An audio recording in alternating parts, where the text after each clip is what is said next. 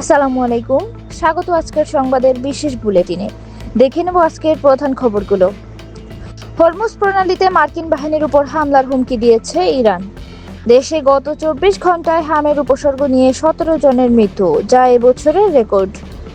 ঢাকা সহ 13 জেলায় 60 কিলোমিটার বেগে ঝড় ও বৃষ্টির আভাস। দর্শক, শুনছিলেন শিরোনাম, এবার জানাবো বিস্তারিত। বিশ্বজুড়ে অস্থিরতা বেড়েই চলছে।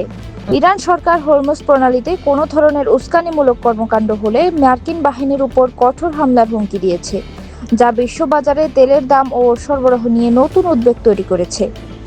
বাংলাদেশে হামের প্রাদুর্ভাব ভয়াবহ রূপ নিচ্ছে।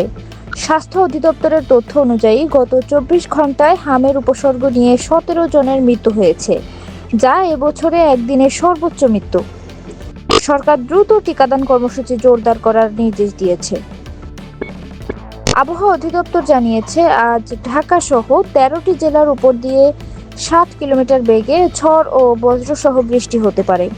উপকূলীয় এলাকায় সতর্কতা জারি করা হয়েছে। এই ছিল আজকের খবর। ধন্যবাদ সবাইকে। পরবর্তী খবর দেখার জন্য আমন্ত্রণ রইল।